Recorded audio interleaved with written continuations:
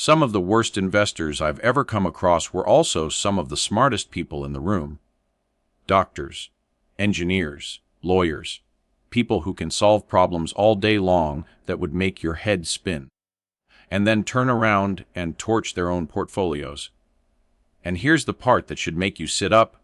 It's not in spite of how smart they are. In a lot of cases, it's because of it.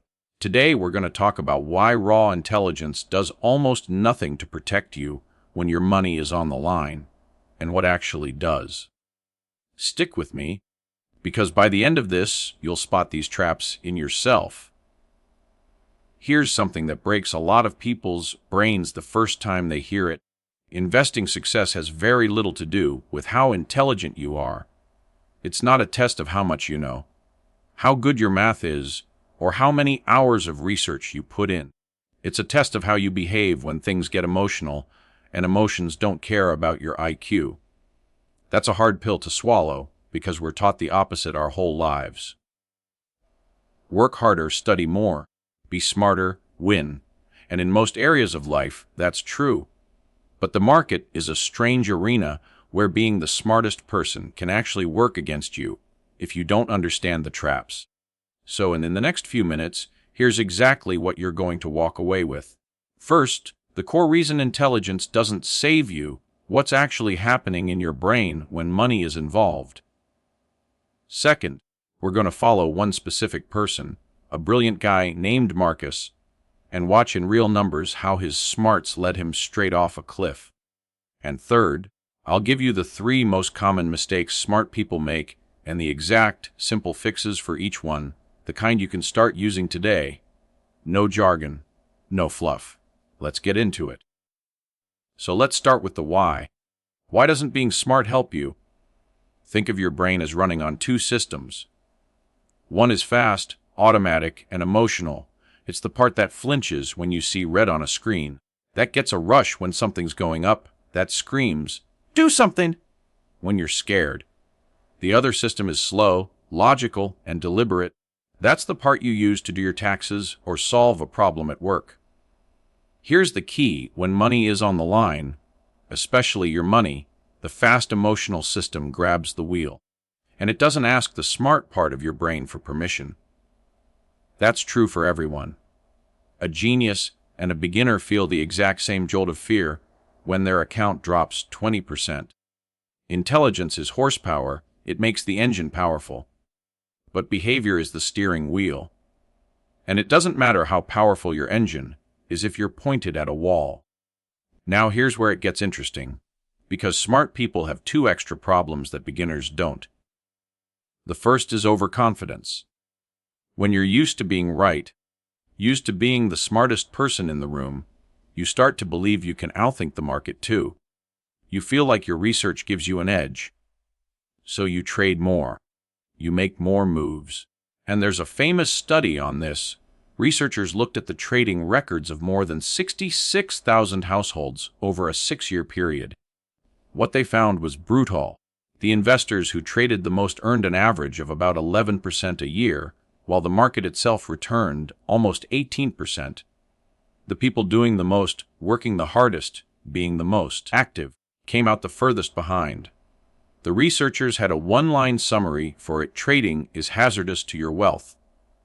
The second extra problem is that smart people are better at rationalizing.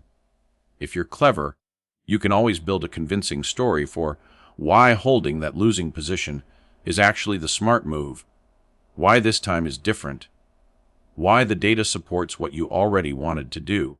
A beginner might just panic and admit they don't know. A smart person constructs a beautiful, airtight argument for a terrible decision. The intelligence doesn't fix the bias, it disguises it. And underneath all of this is one wiring quirk we all share. Researchers found that losing money hurts roughly twice as much as making the same amount feels good. Losing $100 stings about twice as hard as the pleasure of gaining 100.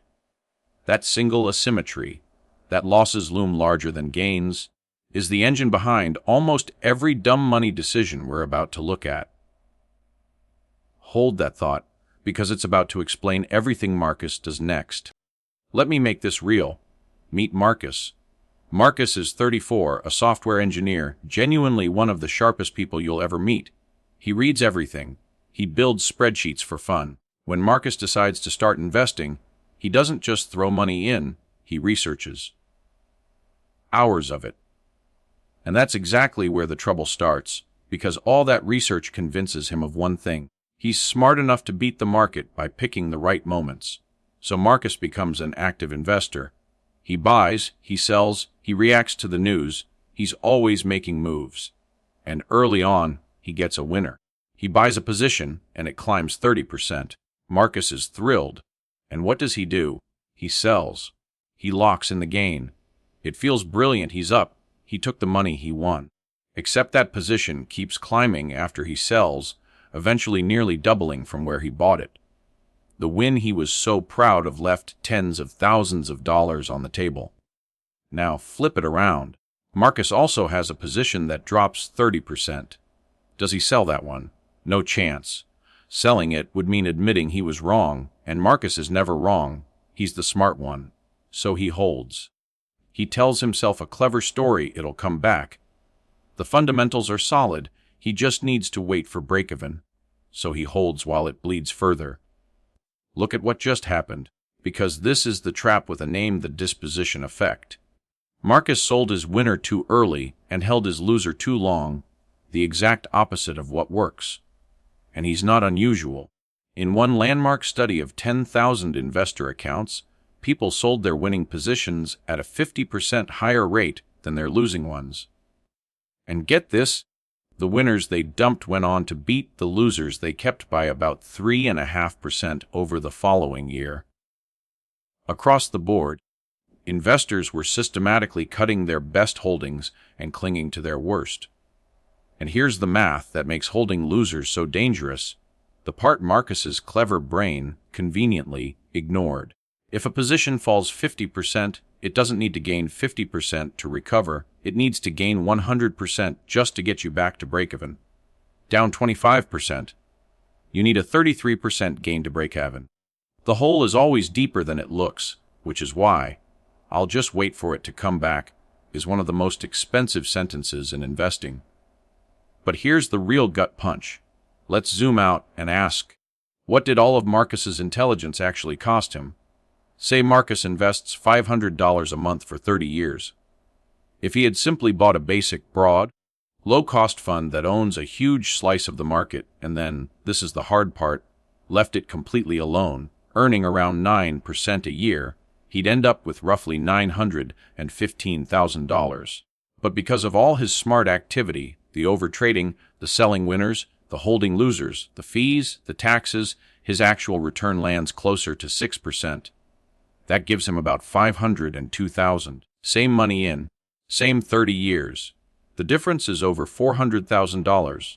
More than 400 grand gone, not because Marcus wasn't smart enough, but because he was too smart to leave things alone.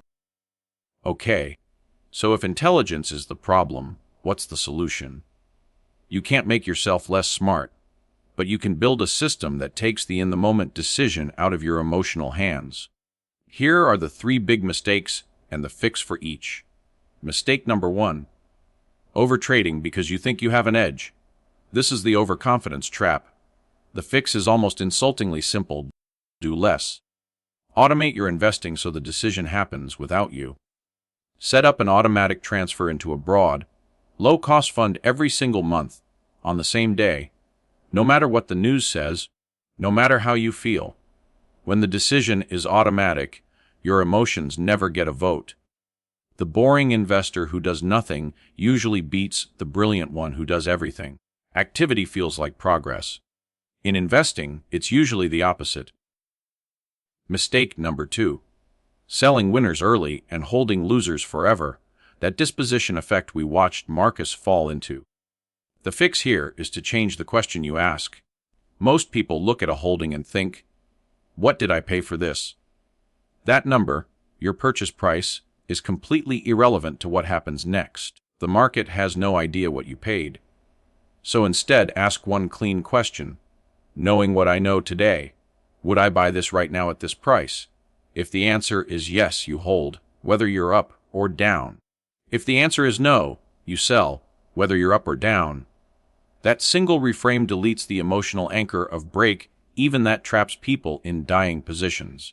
And if you really want to remove yourself from the equation, decide your exit rules before you buy, when you're calm, and write them down. Mistake number 3. Chasing whatever just went up and only reading what you already agree with. This is two biases working together. The urge to pile into what's hot, plus confirmation bias, where you only seek out opinions that confirm what you already wanted to believe. Smart people are especially good at this because they can find an expert somewhere who agrees with anything. The fix is to deliberately go looking for the other side. Before you make a move, force yourself to write down the single best argument for why you might be wrong. If you can't even state the opposing case, you don't understand the decision well enough to make it yet. And as a rule of thumb, by the time something is so obviously a winner that everyone's talking about it, the easy money is usually long gone. Notice the thread running through all 3 fixes. None of them require you to be smarter. None of them require a better prediction, a hotter tip, or more research. They all do the same thing. They take the decision out of the heat of the moment and hand it to a rule you set when you were calm. That's the whole game. You're not trying to outsmart the market. You're trying to outsmart the panicking, overconfident version of yourself that shows up the second money is on the line.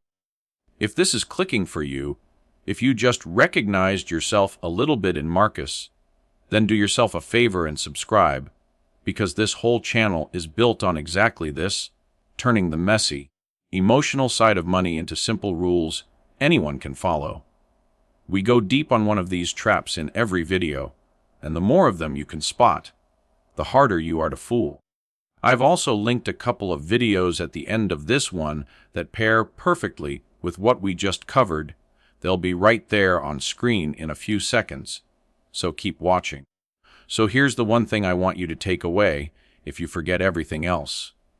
Investing is not an IQ test. It's a behavior test. The smartest people lose not because they can't do the math, but because they can't sit still, and because their cleverness lets them build beautiful arguments for terrible decisions.